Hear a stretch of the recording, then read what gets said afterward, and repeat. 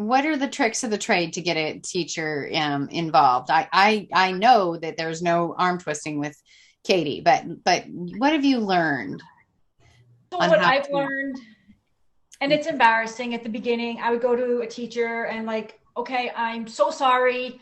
I have this kid. I have to put him in your room. It's not going to be a lot of work. I just need to get them in there for a special and for maybe a calendar.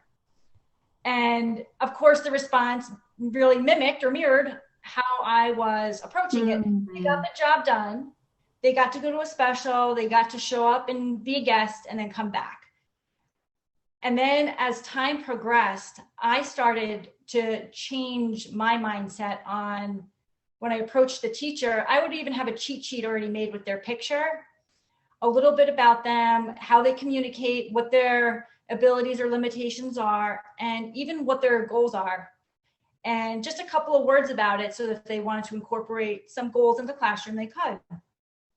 And so then I started approaching it more as I have this great opportunity.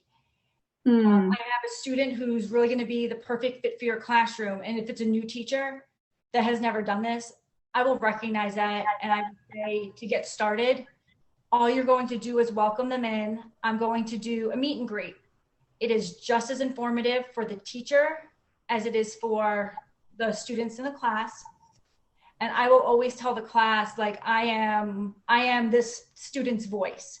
I ask them ahead of time, what can I share? Or I ask the parents, what can I share? And so I'm speaking on behalf of them, and I'm going to do my best to answer questions based on how well I know them and how they would want to share information with you.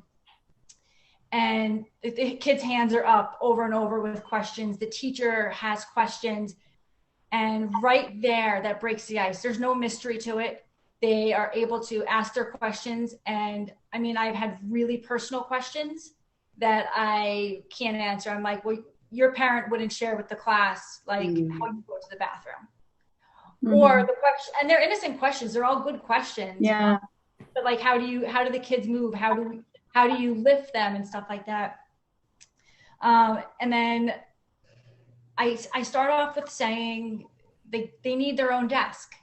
I want to create this image so that it becomes very real that they're not a guest, that they are a part of your class.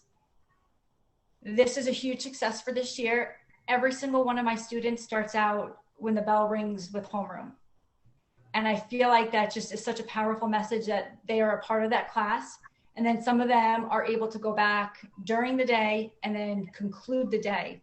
And so, yes, they leave for resource, but they're part of that class just as much as they are a part of my class. Mhm.